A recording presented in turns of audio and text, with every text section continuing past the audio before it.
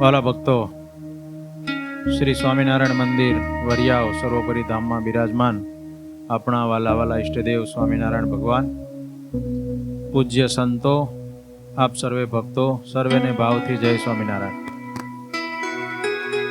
પૂજ્ય અભ્યાસરુ સ્વામીએ સરસ મજાના મહારાજના પ્રસંગો દ્વારા આપણને જીવમાં બળ આવે એવી સરસ વાતો કરી અને ભગવાનના માર્ગે આગળ વધવાનું ભાથું પૂરું પાડ્યું. અત્યારે આપણા માટે આ મનુષ્ય જન્મ ભગવાને આપ્યો. એ મનુષ્ય જન્મમાં સૌથી મોટામાં મોટી કોઈ જરૂરિયાત હોય આપણા માટે, આપણને, અને સૌથી મોટામાં મોટું જો કોઈ કામ કરવાનું હોય તો એ કામ છે કે આપણે પોતે ભગવાનની નજીક થવું. એટલા બધા નજીક થવું કે એટલું બીજું કોઈ આપણી નજીક ન હોય. આપણે બીજા બધાની નજીક દરેક જન્મમાં થતા એવા છે, ઘણા બધા જન્મો લીધા, પરંતુ બીજું બધું કરવામાં જન્મો વયા ગયા. અને કેટલા જન્મો ગયા ને એનું આપણા સંતો ઘણી વખત વાત કરે છે કે આ જીવ એટલા બધા એણે જન્મો લીધા છે કે જે જન્મ લે એમાં માતાનું દૂધ હોય. બધા જન્મમાં બધી યોનિમાં માતાનું દૂધ નથી હોતું, પણ એક સમુદ્ર જેટલું માતાનું દૂધ આવી ગયો છે, એટલા એણે જન્મ લીધા છે. એટલે વિચાર કરીએ કેટલો લાંબો સમય થયો કે આપણે હજી ભટકીએ છીએ. હજી આ ભવાટવીમાં આપણું ભટકણ ચાલુ છે. આપણને સ્થિરતા નથી, શાંતિ નથી, સુખ નથી. આ લોકમાં આવ્યા છીએ, તમે જુઓ કેટલી બધી માથાકૂટો કરી અને કમાણી કરવા માટે આપણે ગામડાઓ છોડી, ખેતી બધું ત્યાં વાડીને ઘોડીને બળદને હાથીડાને બધું છોડીને અહીંયા આવ્યા. ડોલાઓ બધા હાથીડાવાળા નથી, આ બધા તો હાથીડાઓ બધું છોડીને આપણે અહીંયા આવ્યા હતા. પછી મંદી આવી, હે એટલે વાહે જ પડી ગયું છે ને. પણ આપણે વિચારીએ તો ખબર પડે. આપણને સંતો કહે છે કે આ લોક ક્યારેય સ્થિર નથી, આમાં ક્યારેય સ્થિરતાની અપેક્ષા રખાય જ નહીં. સમજાણું? આપણે સમુદ્રના પાણીમાં જઈએ અને આપણે એમ રાખીએ કે આપણે આમ હલીએ જ નહીં બિલકુલ, એવું બને? કાંઠે ઊભા હોય, થોડી વાર થાય ત્યાં મોજું આવે તો તરત આપણને થપાટ મારીને પાડી દે, ઘણી વખત તો તાણી પણ જાય. એટલે જ્યાં કોઈ વસ્તુની એવી સ્થિરતાની અપેક્ષા જ નથી ત્યાં રખાય જ નહીં. એટલે કે આ લોકમાં સ્થિરતા એવી છે જ નહીં. તેમ છતાંય આપણે ભગવાનના આશ્રિત છીએ, ભગવાનના શરણે છીએ. એટલે ભગવાન આપણી રક્ષા કરતા હોય છે, આપણી સાથે રહી આપણને બધી બાબતથી આપણું પોષણ કરતા હોય છે. એનો વિશ્વાસ રાખી અને જો એના નજીક થતા જ રહીએ તો ભગવાન આપણું બધું જ કામ કરે. સમજાણું?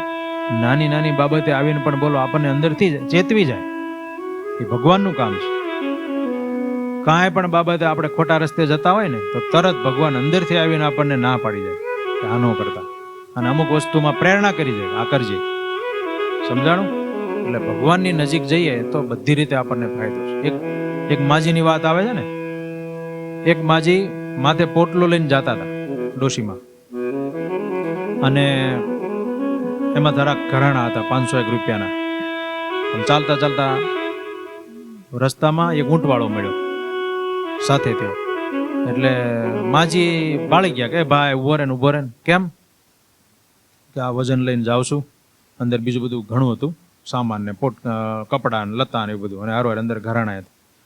એટલે ઘરાણા છે એમ તો કહેવાય નહીં, પણ મારો સામાન વજનદાર છે, જરાક તું આમ આગળ સુધી લઈ જા, હું હમણાં આગળ આવીને પછી લઈ લઈશ. ઊંટવાળો કે માજી અમે તો ઊંટ લઈને ચાલીએ, ઠીક ક્યાંય આગળ નીકળીએ ને તમે કાંઈ અમારે હારે થાવ નહીં, અમારે એ ન પોહાય, તમે તમારું વાર ઉપાડીને જાઓ. ઊંટવાળો આગળ ગયો. આગળ થોડોક ગયો ને ત્યારે ઊંટવાળાને વનમાં વિચાર આવ્યો કે પોટલું લઈ લીધું હોત તો આપણે કંઈક 200-300 કાંઈક મળી જાત અને હાલતા થાત, આપણે વેતાવી મૂકે. પણ રહી ગયું, કાંઈ નહીં. ડોશી પાછળ જ આવે છે ને, બેઠા આગળ ઊંટ ઉભો રાખીને. ધીમે ધીમે ડોશીમાં આવ્યા ને પોટકું લઈને, ત્યારે ડોશીમાં બાળીને આગળથી ઓલા ભાઈ કે માજી લાવો પોટકું તમારું, અમે લઈ જઈએ આગળ. ડોશીમાં કે ના દીકરા નહીં, મને ના પાડી ગયો. તા કે તમને કોણ ના પાડી ગયું? તા કે તને જે અંદર કહી ગયો ને એ જ મને ના પાડી ગયો. સમજાણું? ભગવાન આમ અંદરથી આવીને આપણને ચેતવી જાય. મારું કહેવાનું આમ છે, આપણને કંઈક આડાવડા રસ્તે કે કંઈક દુઃખી થવાના હોય ને તો આપણે એના આશરે હોય ને તો બચાવી લે. અને જો જે કોઈ ભગવાનના ભક્તો થયા છે ને એને એવા ખરા સમયે છે ને ભગવાન આવીને ઊભા જ રહ્યા છે. હા, ક્યારેક એવો કંઈક પ્રસંગ બને, કંઈક એવી ન બનવાની ઘટનાઓ પણ બને, પરંતુ એમાં આપણું કંઈક પ્રારબ્ધ હોય છે. અને કાંઈક ઘણી વખત એવું હોય છે કે બહુ મોટું સોળી જેવું દુઃખ આવવાનું હોય તો ભગવાન કાંટે મટાડી દેતા હોય છે. મહારાજે વચનામૃતમાં ન કીધું, એક વખત આપણે વાત કરી હતી કે આખો પરિવાર મરી જવાનો હતો ને એમાંથી એક જણો બચી ગયો તો મહારાજ કે ઓછું છે. એટલે આવું ક્યારેક બહુ મોટું બને એવું તો આપણા જીવનમાં કઈ બન્યું નથી ને બનવાનું નથી. ભગવાન આપણી સાથે છે, પણ કદાચ નાનું મોટું ક્યારેક બને એ આપણું પ્રારબ્ધ હોય. તેમ છતાં પણ ભગવાન આપણને આવી રીતે આવીને આપણું રક્ષણ પોષણ કરી જતા હોય છે. એટલે ભગવાનનો વિશ્વાસ બહુ રાખવો, ભગવાનનું ભજન ભક્તિ અને ભગવાનની આજ્ઞા પાલનનું બહુ જોર રાખવું. અત્યારે કળિયુગમાં ભગવાનની આજ્ઞાનો લોપ થતા વાર જ નથી લાગતી. બોલો, આ ઠેકાણે ઠેકાણે આમલેટની લારીઓ ને બધી મચ્છીમારોની લારીઓ ને બોલો. અને એ બધા પરિવારો કોણ છે? બધા અહીંયા આ કોઈ અમેરિકાના રહેવા આવ્યા છે, અફઘાનિસ્તાનના કોઈ રહેવા આવ્યા છે, કે પાકિસ્તાનમાં જ કોઈ રહેવા આવ્યા છે? બધા જે છે એ આપણા ભાઈઓમાંથી જ છે ને. બોલો, હમણાં અમે અહીંથી આમ એક દિવસ છે ને, ક્યારેક અમે છે ને અહીંથી બહાર વોકિંગ કરવા નીકળીએ, સંતો મહારાજનું ભજન કરતા કરતા, માળા કરતા કરતા કેવું, તો અહીંથી નીકળ્યા તે આમ રાઉન્ડ કરીને આમ આવ્યા તો ખૂણા ઉપર હારા હારા બધા વ્યવસ્થિત માણસો, પેલી લારી છે ને ઈંડા બીંડા ને બધું છે ને બેઠેલા, અને અમને જોઈને આમ શરમાઈ ગયા. અમારે એને જય સ્વામિનારાયણ તો કહેવાય નહીં, ન્યાય.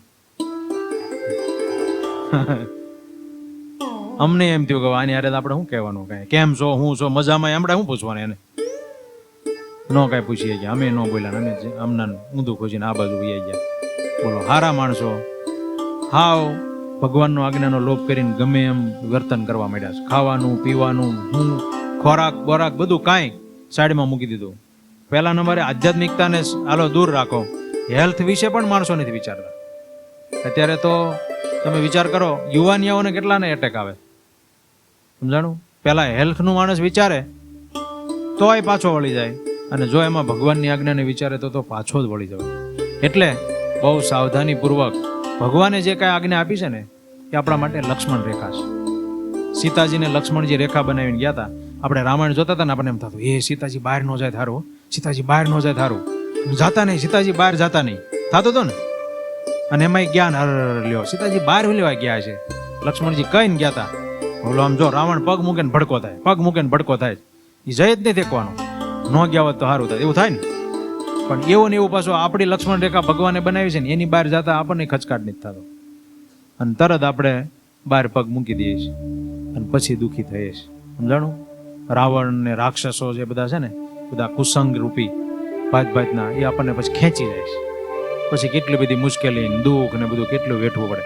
ભગવાને એમના જીવનમાં આ ચરિત્ર કરી, રામચંદ્ર ભગવાન, સીતાજી, એ તો બધા ભગવાન પોતે હતા, બરાબર.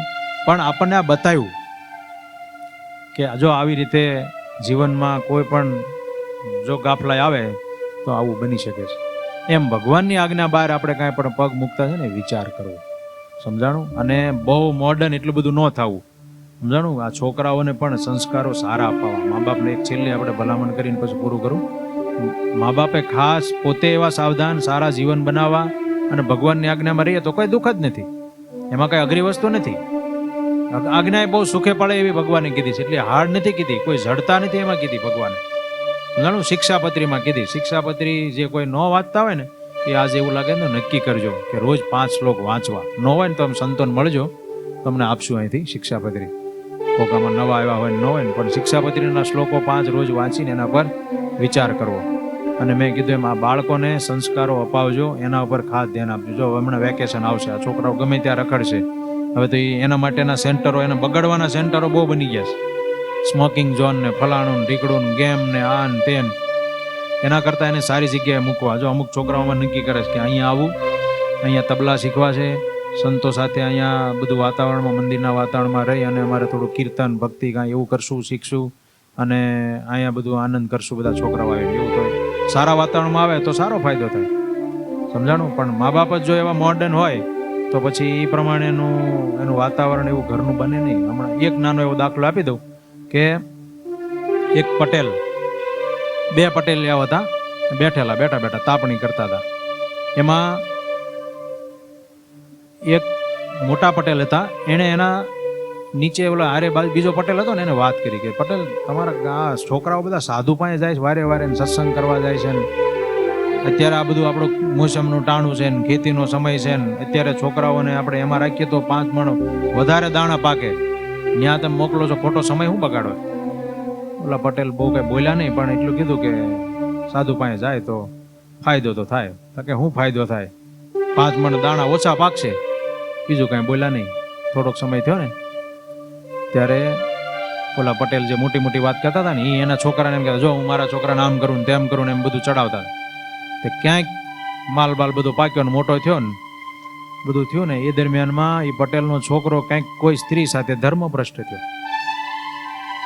હવે પટેલને હેઠું જોવાનું થયું, રાજાના માણસો આવ્યા ને દંડ થયો. એ જૂના જમાનાની વાત છે, બની ગયેલી વાત. 500 રૂપિયા દંડ થયો. એ વખતે 500 રૂપિયા બહુ કહેવાતા. પટેલના છોકરાને 500 રૂપિયા દંડ દેવાનો, આખા સમાજમાં નામોશી થઈ જુદી, અને કેટલી માથાકૂટો થઈ બધી વસ્તુ જુદું.